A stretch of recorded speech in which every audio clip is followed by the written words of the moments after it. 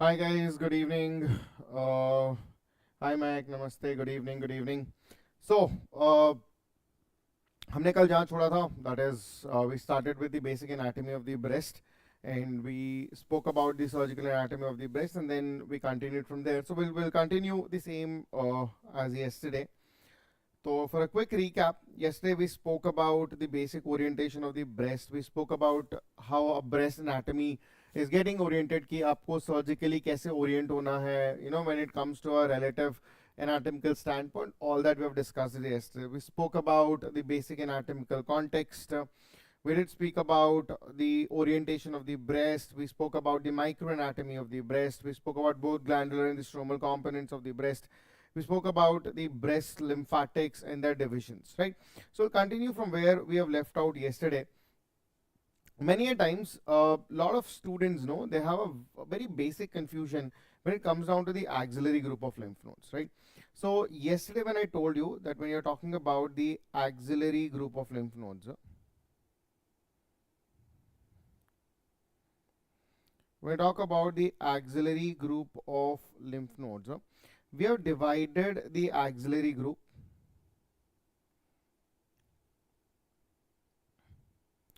We have divided the axillary group of lymph nodes into three basic one. You have the anterior group of lymph nodes, the anterior axillary group of lymph nodes. We have the posterior axillary group of lymph nodes. We have the posterior axillary group of lymph nodes, and then you have the lateral axillary group of lymph nodes, right? So these are the various sets of lymph nodes that we have, and we told that their arrangement will be in axilla. Now the question is, where exactly would you see these lymph nodes? Now for that, let's say that this is the representation of the neck, this happens to be the shoulder line, let's say this happens to be the upper limb, and this is what we say it's a continuation into the axilla. So this is the representation that we've been following. This is your suprasternal notch, and this happens to be the sternum, and this terminates into xiphisternum, right? When we look at the axilla, so this is the representation of the axilla that you'll have, right? So just for the sake of understanding, I've divided them into the anterior axillary line. This is what we call it as the anterior axillary line. This is the anterior axillary line, which is here, and this happens to be your posterior axillary line. This happens to be your posterior axillary line. So you have the anterior axillary line as well as the posterior axillary line, right? Now, just for the sake of understanding, this is where you have the clavicle, which is going to be represented. This is the axillary groove that are present, right? Now we have two sets of muscle. One we have discussed yesterday, that is your pectoralis minor, which starts from the coracoid process and inserts onto the third, fourth, and fifth rib. Contrary to that, you have the pectoralis major muscle also. So pectoralis major muscle is going to be originating from the medial two-third. It is going to be the medial two-third of the clavicle, the first 8 ribs, and then it is going to insert onto the bicipital groove of the humerus. It is now going to go and insert onto the bicipital groove of the humerus. Same way, you see you have your pectoralis minor, which is going to originate from here and inserts onto the third, fourth, and fifth rib. So there are two sets of muscle that you have, right? So you have the pectoralis major muscle as well as the pectoralis minor muscle. So this is the orientation of the pectoralis major muscle. Just for the sake of understanding, I'm just highlighting it. So this is how the pectoralis major muscle is present. So the pectoralis major muscle is going to be medial two-third of the clavicle, then in the first 8 ribs inserts onto the bicipital groove of the humerus. It inserts onto the bicipital groove of the humerus. This is your pectoralis major muscle. Behind the pectoralis major, you have this muscle, which is your pectoralis minor muscle, which is going to insert on the third, fourth, and fifth rib, originates from the coracoid process, right? Then you have various vessels which will be there in the axilla. One of the vessels that you're talking about is going to be a vein. I'm just going to highlight it in the axilla. So this is going to be your axillary vein, right? So this vein that I'm depicting here, just for the sake of understanding, we'll say this happens to be your axillary vein. This is your axillary vein, right? Now, you will notice that there will be lymph nodes which will be present on the lower border, of the axillary vein. So along the axillary veins lower border, you will see a set of lymph node, and these lymph nodes which are present on the lower border, this is your lateral axillary group of lymph nodes. These are your lateral axillary group of lymph nodes. These are your lateral axillary group of lymph nodes, right? So true, we say lateral axillary group of lymph nodes are actually present on the medial aspect of the upper arm, but where exactly? They will be found on the inferior border of the axillary vein. So you take this as a representation of the axillary vein. On the inferior border of the axillary vein, you will notice these sets of lymph nodes, and these are your lateral groups of your axillary lymph nodes, right? Then you have anterior group of lymph nodes. The anterior group of lymph nodes are going to be present between the pectoralis major and the pectoralis minor muscle, right? So you see this which are present, you can see this is the orientation of pectoralis major and pectoralis minor muscle, which is going to be coming here, right? So the pectoralis major is going like this, which is here, and the pectoralis minor is going to insert, start from the coracoid process, inserts onto the third, fourth and fifth rib. So you can see these two muscles are overlapping here. So just for the sake of understanding, you see this is the pectoralis minor muscle, which is originating from the coracoid process, inserts onto the third, fourth and fifth rib, right? So when you look at this, it will be superseding. So this lymph node, I could have given you the axillary fold a little bit of this side. So just realign the axillary fold. So let's say this is the anterior axillary line, right?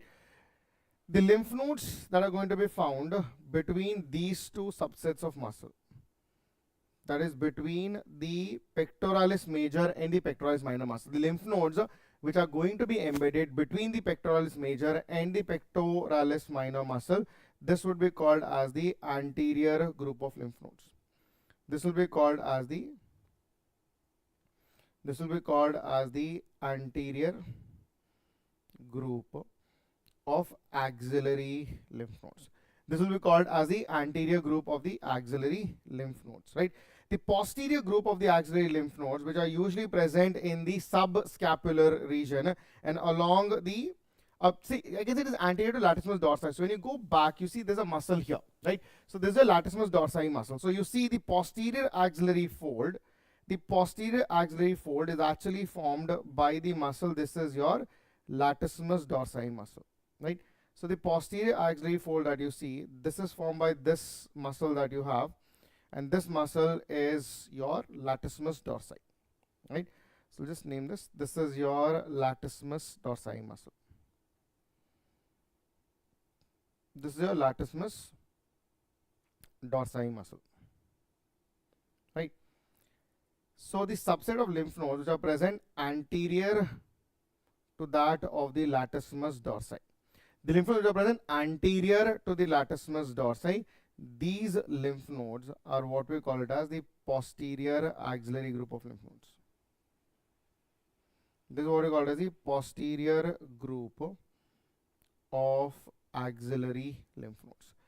So you have the lateral group which is present on the inferior border of the axillary vein. That is again a very, very important point, especially from a surgeon's point of view.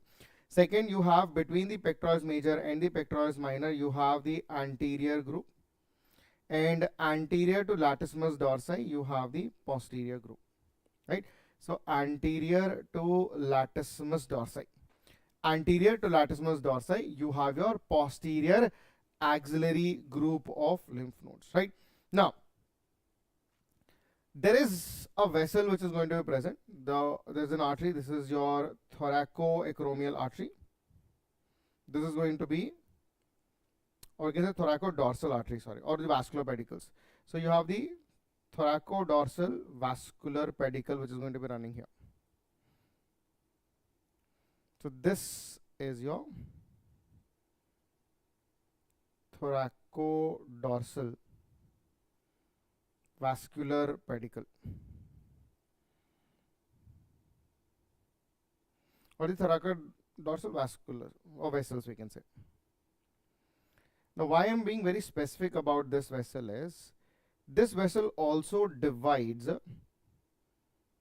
the axillary lymph nodes. We can very see, no, those lymph nodes are present anterior to that of the thoracodorsal vessels will become the anterior group, and those which are present posterior to that will become the posterior axillary group of lymph nodes, right? Many a times there's a confusion ki which is what, how to, understand it, analyze it.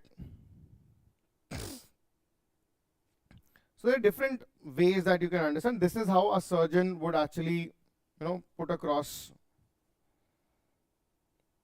his representation. One second.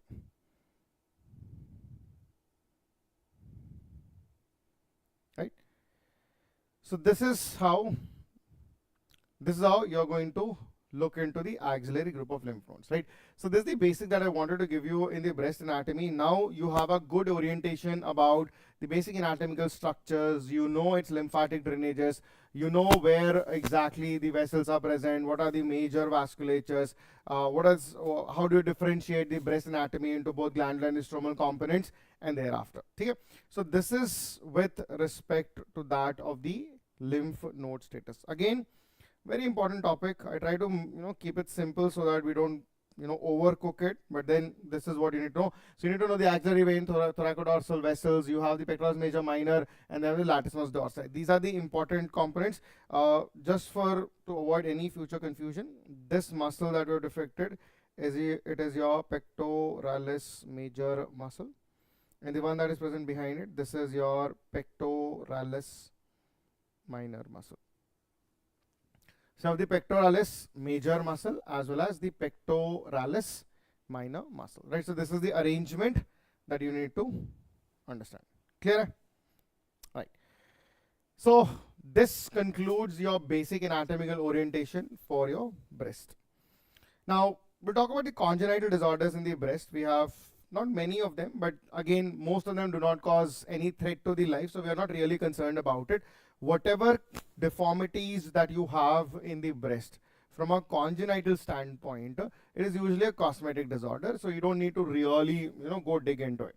So we'll talk about the important congenital disorders of the breast.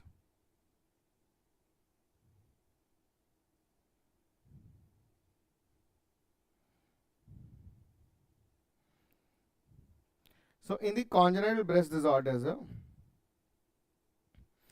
so we have few terms. For example, the first one is a term called as amastia.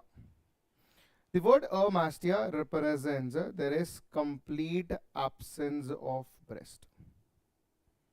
This complete absence of breast with nipple and areolar complex. So even the nipple appendix or appendages will be absent in these patients, right? So when you say in that context, right, when you say amasia, complete absence of breast, what are we actually referring to? When I say complete absence of breast, what are we actually referring to? What is absent? Number one, you will see the entire stroma of the breast is found to be absent. Number two, you will see the entire glandular component of the breast is found to be absent. And more importantly, you will see the nipple as well as the areolar complex is also going to be absent. When you see all these structures are absent, this is what we call it as amastia, right? Now, similar sounding word, which is going to be, slightly confusing, but this is where you need to have a sound sense of knowledge. They have something called as amasia. Amasia is absence of breast tissue. It is absence of breast tissue. So let's see what is the basic difference between amastia and amasia. What is the difference between amastia and amasia? So when you say the basic difference between amastia,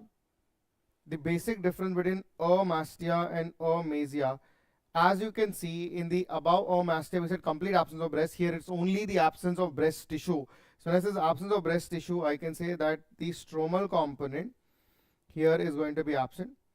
You will also find that the glandular component of the breast will also be absent. But here you will see the nipple and the areolar complex. The nipple and the areolar complex will be present.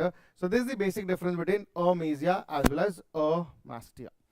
Then similarly, another thing which is means absence. No, is absence, masia is breast, mastia is the entire breast appendages including of nipple areolar complex. And the last one that you will see in is going to be thelia. Again same, means absence, thelia means nipple. It is absence of nipple. It is absence of nipple. It is the absence of nipple is what we call it as thelia.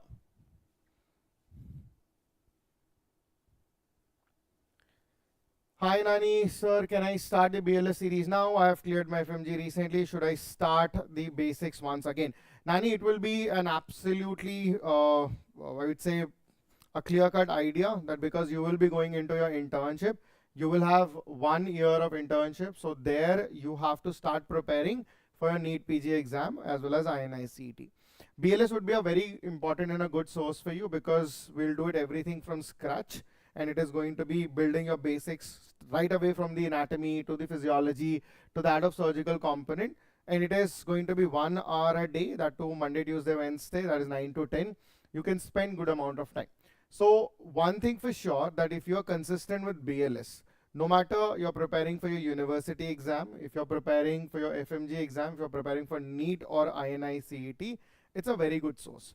But if I'm saying that if you're going for an active examination, that means your exam is in 6 months, then BLS is not for you, because we are going very slow. We're taking every single point by point, and we'll try to decode every single concept. So for a competitive exam, you need to be quick. You need to have practice. You cannot spend time looking at a lecture.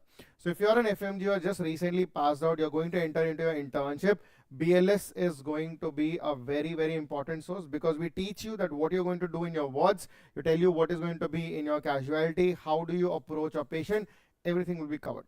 So your internship will be fruitful. At the same time, this will also give you the same set of topics that are important for our NEET PG and INI CET also. Right? So I recommend it, Nani. You have a good amount of time. You have a head start. We have already completed 30 episodes of BLS. That means 30 hours of videos are already there. Okay? So you can slowly start picking it up, and then, you can join as we go. Clear? Chalo. So when we say athelia is absence of nipple alone, is the disorder. So we will learn 3 important disorders in the congenital disorders of the breast. One is amastia, another one is amasia, another one is athelia. Right? Chalo.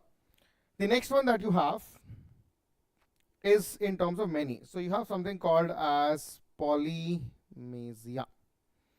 So when I say polymastia, poly basically means multiple.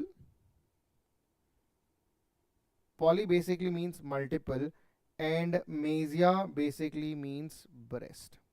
So in a polymastia, when you have a patient which have more than 2 breasts, presence of more than 2 breasts on the same person,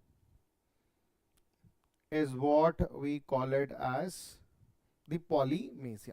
Right? So when you look at the polymasic breast, when you look at the overall most common locations, the sites for polymastia. The sites for polymastia actually follows something called as milk line. It follows something called as milk line. Now what is this milk line is? If you take this as the representation of the head, this is the shoulder line. So neck, you have the shoulder line. This is the upper limb. This happens to be the axilla, and this continues across here. Suprasternal notch continues into sternum, then ends into xiphisternum. Let's say this happens to be umbilicus, and let's say this happens to be the groin area. Right? This happens to be the groin area, and this is the depiction that we have across here. Now when I say a milk line, so for the sake of understanding, so that we are oriented well, this is the clavicle, this is the axillary groove that you have, and let's say this is the nipple areolar complex, and this is the site where you have the breast which is present. Now I don't want you to get disappointed without having any axillary status. So this is how the axillary line, that is the anterior axillary line as well as the posterior axillary line that you have. Now when you look at the milk line actually starts from the axilla. It starts from the axilla, it goes on to the breast, that is on the nipple areolar complex. It descends down via the abdominal wall and then opens onto the groin area, right? So this dotted line starting all the way from the axilla to that of the groin is what we call it as the milk line. So if somebody asks you what is the milk line, it is the line that starts from the axilla, descends onto the breast into the nipple area complex, and then it goes and opens onto the medial aspect of the groin, and this is what we call it as milk line. Now within this milk line, you can see there are multiple sites where you can have a patient presented to you with polymasic breast. One, it can be present in the axilla itself. You can see in the infraclavicular site.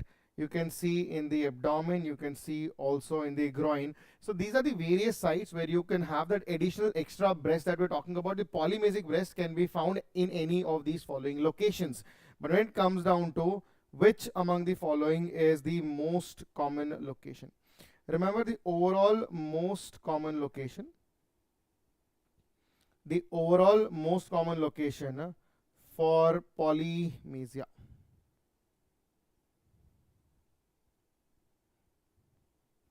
The overall most common location for the polymasia, it is going to be axilla, right? This is going to be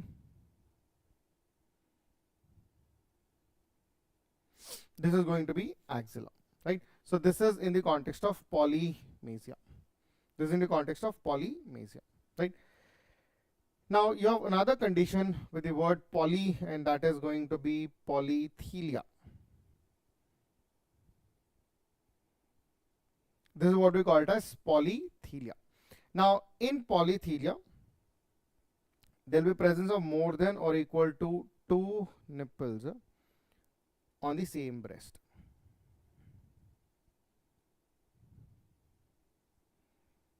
Right? Presence of more than or equal to 2 nipples on the same breast is what we call it as polythelia. Again, it is not going to cause any difficulty. There is no deformities per se. Yes, cosmetically it might look bad. Otherwise, it is usually does not cause any problem. Again, when you talk about polythelia, when there's no when there's an additional nipple, will that be functional or not? May or may not be. So there's no 100% rule that all the polymasic or the polythelic nipples which are present will be functional. At the same time, I cannot also rule out they cannot be non-functional as well. So again, in few patients it is functional, in few patients it is not functional, right? So you have polymasia, polythelia, and another disorder that goes with P, it is what we call it as the Poland syndrome. This is what we call it as a Poland syndrome. Now, Poland syndrome is quite important and interesting because, see, I've seen a couple of patients of Poland syndrome. I was fortunate enough, but then again, once you diagnose a condition like this, will you be able to do anything for the patient? The usual answer is no. But what do you want to diagnose it? Yes, for the sake of the subject per se. So when a patient of Poland syndrome comes, it's predominantly a breast disorder. I'm not denying it, but it is associated with other conditions as well. So whenever we're talking about various other syndromes, it is not only the component that you have to remember which is associated with that syndrome, but also what encompasses or what takes in total is what we're interested in, right? So when you talk about the Poland syndrome is defined as amasia. So there is absence of breast tissue.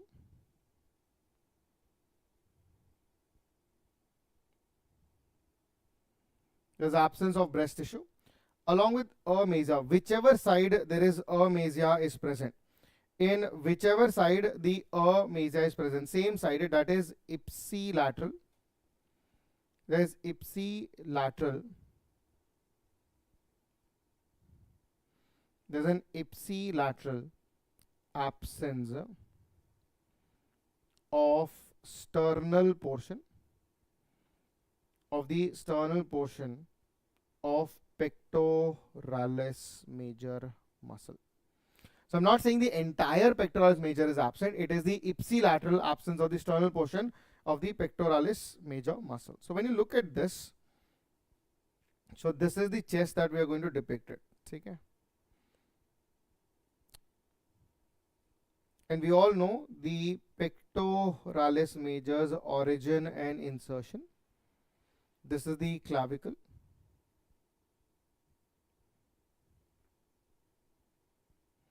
This is the axillary groove. And let's say this happens to be the humerus bone. This is the humerus bone that is present, right? So you say the pectoralis major muscle, no? It originates from the bicipital groove of the humerus, attaches to the medial 2/3 of the clavicle and the first 8 ribs. So this is how your pectoralis major is originated.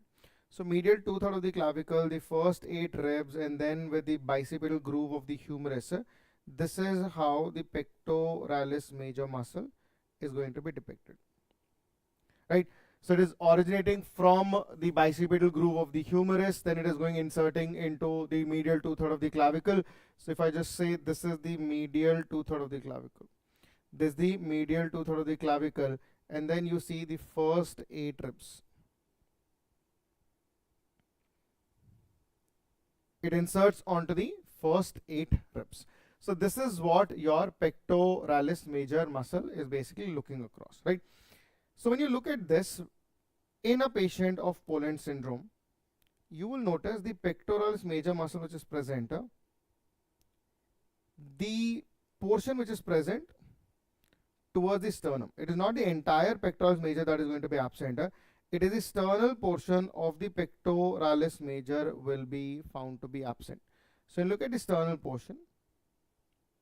This is how you'll see the pectoralis major muscle is going to be lost, right? You'll see that this area which I've highlighted is what it is left out, and this area will be lost. So this is how there will be absence of sternal portion of the pectoralis major muscle. So you have the ribs which are gets exposed, or you can say they are being felt, or you're able to visualize it. And these are the intercostal muscles that you will be able to see between them. So there's a deficiency of chest wall basically. When you look at this, the chest wall, or then rather than say chest wall, the muscle which is covering this area will become a bit more devoid on the medial aspect. So ribs are quite palpable. The ribs are quite palpable. Okay? So there is amasia. Along with amasia, there is ipsilateral absence of the sternal portion of the pectoralis major muscle. The pectoralis major muscle, right?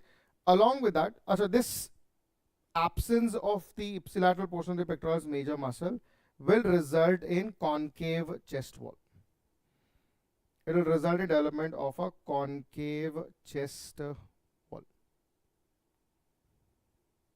This will result in development of concave chest wall, right? Apart from that, what else can you basically see across? So you'll see also a condition which is called as a fused finger, or also called as the fused short fingers. They'll also have fused short fingers, right? So what is this fused short fingers also called as? Any feedback? Quick feedback? Fused short fingers, right? So this is what we call it as the syndactyly. So you'll have presence of the syndactyly. So fused short fingers will be seen in Poland syndrome, right? Very good, Kalai. It is syndactyly. So what are the 3 important findings that you have? There is amasia, ipsilateral absence of the pectoralis major muscle, and fused short fingers is what we call it as the Poland syndrome, right? So another condition that is going to be quite pretty impressive across here is going to be your Poland syndrome, right? So we spoke about amasia, then you have amastia, athelia, polythelia, polymasia, Poland syndrome. Another one is what we call it as syndactyly. Another one is called as, is what we call it as. Okay, so all the disorders that we're going to talk about in terms of the breast will also include other associated disorders also. So there's another condition which is called as symastia. Now, symastia is defined as webbing between breast. It is webbing between breast, and this webbing between the breast, it is due to a connective tissue disorder. This is due to connective tissue disorder.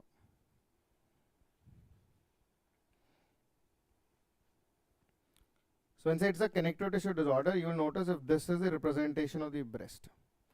Now between the two breasts, there's a sternal rib or the sternal bone that is being present, and in between these you will see that there's laces of the skin that is getting stretched, and the stretched out skin between the two breasts is what we call it as symastia. That is webbing between the breast, right? So symastia is basically webbing between the breast. Again, it's a connective tissue disorder per se. There's another condition which is not a congenital disorder, but what we call it as the virginal hypertrophy of the breast.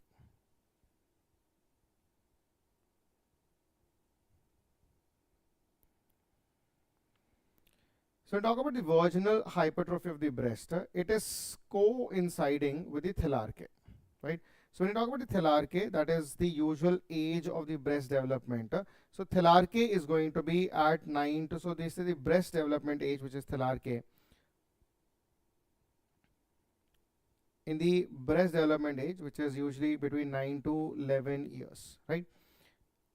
So what is going to happen is, it's again a very common condition that we will see in your OPD, that there is a young child who is around 13-14 years. So after the thelarche, that is usually the virginal hypertrophy will occur right beyond 12 years, right? So the patient's complaint would be that there will be sudden increase. There is sudden increase in size of one of the breast. It is usually a unilateral condition. It can be associated bilateral also, but it's usually seen on one side. So it's sudden increase in size in the one side of the breast. This is going to be painless, and there are no associated symptoms. There are no associated symptoms. And when you look at the breast, they are going to be asymmetrical. So the development is also not very uniform. It is going to be an asymmetrical or distorted breast growth, and that's why it is a concerning point, because cosmetically it is very hampering for the patient to accept it. And this is what we call it as the virginal hypertrophy of the breast, right? So these are the congenital disorders that we all should be aware of. So we started off from the basics of the congenital disorders and until this point. Again, remember, any patient who presents with any congenital disorder of the breast, we are only going to reassure. There is no hard and fast rule or evidence that you have to go and operate it. Any surgery that you're going to design for a congenital breast disorders, it is only going to satisfy the cosmetic needs of the patient. It does not change or alter the functional status that usually depends upon the normal breast per se. For example, if a patient is having an amasia, you should not go and jump for breast reconstruction, right? Or breast augmentation, or let's say breast enhancement surgeries, because one, let's say a patient was come to you, let's say is in early 20s, and you know, and because of cosmetic issues, you wanted to do a reconstruction. Later on, when the patient becomes, starts to start a family, becomes pregnant, and obviously during lactation, the breasts are going to get engorged. So again, there will be disparity in size, right? So no matter what you do, you'll never be able to achieve the cosmetic result. It is about uniformity, symmetrical status of the patient, which cannot be achieved by doing a breast augmentation, right? If at all you have to do it, the current guideline says you can attempt it after a patient has completed her family per se, or pure cosmetic needs. Otherwise, it is not recommended at all. So never answer any of these congenital disorders where the treatment will be a surgical no. For all these disorders that we have mentioned, it is purely going to be a conservative, or I can say a reassurance is a better word to tell you, that you can tell your patients that it's okay, fine, no need to worry, go back home, chill, relax and sleep, right? So this is what is there in terms of the congenital disorders of the breast. Okay. So our first 2 days of the breast lecture was about the breast anatomy and the congenital disorders that we have concluded today. Tomorrow we'll start with the a very important topic. I would recommend everybody who's watching right now, do join us tomorrow, because tomorrow we're starting something called as the clinical assessment of breast lump. Tomorrow in detail we'll talk about if a patient comes to you in the casualty or in the OPD with a lump in the breast, what are the stepwise manner that you have to approach a patient so that you reach the diagnosis accurately, right? Clear? So please keep uploading important topics. We have our internal assessment by Monday. Vidusha, I heard you will do so. So by volume reduction surgery of dense breast tissue, can the risk of CA breast decrease? But see, whenever you go with reduction mammoplasty or volume reduction per se, I would not say, in terms, if you look at theoretically, you're reducing the breast tissue. The reduction of breast tissue also reduces the components, right? So we're talking about the glandular components. When you do reduction mammoplasty, the glandular structures are also removed off, if you're not only removing the fatty component. In that way, it has the probability of reducing the incidence of breast cancer, but per se not. If you're looking for reduction in breast cancers, right, then the answer has to be your prophylactic mastectomy, where you remove the entire glandular and stromal component of the breast, not preserving anything. In those patients, the risk reduction in breast cancer is close to 95%. There's still 5% chance, but when you do a bilateral mastectomy to reduce a risk, let's say a patient is having a family history of breast cancer and the mother or sister, first generation, or a genetic component is positive. In those patients, bilateral prophylactic mastectomy is found to reduce the risk or a relative risk of breast cancer by 95%. Okay? Yeah. Right. So as I was saying, tomorrow will be a very, very important topic in breast. I would not want anybody to miss out. Tomorrow we'll talk about how do you assess a patient who is going to come to you clinically of breast lump, start to end. कि patient आया है, क्या presentation के साथ आएगा, उसको कैसे evaluate करोगे, how will you investigate, and how do you come to a conclusive diagnosis. That is what we are going to look across. Clear? Okay. So this is in the context of your breast disorders. Clear? Chalo. Right. Thank you so much, guys. Yeah. If you have any questions, any queries, keep posting your questions. We have our group, that is the Telegram group, as well as our Instagram. We've been telling you this is called as the surgery guide.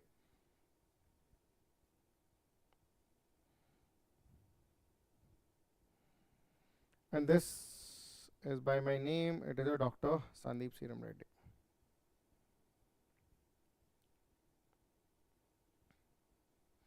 So any questions, any queries, do post it out here. I'll be looking out for it. And see, I want all the BLS series to be put in one particular area. So it will be like an episode-based session. I'll put all the episodes list on one side so that you know which video to watch and what are the topics which are covered. So for any quick recap or revision, you can go back. See, we have completed almost, today is what? Today is, right. So today is 21st and we are close to 30 series, or I can say 30 hours of BLS has already been done.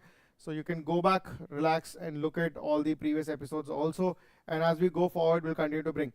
See, one of the reasons that I'm not able to include clinical pictures or videos, YouTube has certain restrictions, right? If I start showing you breast videos, they will block our session immediately. And then probably they won't let us, put another session also. So that is the reason that I'm not putting the clinical videos on the YouTube channel right now. But if you want to see the clinical videos of the breast, or let's say the breast lump is there in terms of how do you investigate, how do you palpate it, and what are the breast surgeries, you can always go back to the MedEd app, which we have, where you have all my surgery lectures, predominantly for NEET PG aspirants as well as INI, CT and FMG. वहाँ पे आपको पूरा video of breast examination as well as breast surgeries as well as evaluation of breast lump will be available. But I'll try to make it the concepts clear by drawing it, putting sketches, and wherever possible, I'll try to include the images as well so that YouTube does not block us. Right? With that, thank you so much for joining today. Tomorrow evening, again, we'll resume back at 9 o'clock. So it's tomorrow. Do not forget it. Tomorrow we are doing how do you assess lump in breast. Right? So tomorrow, see you at 9 o'clock. Thank you. Goodbye.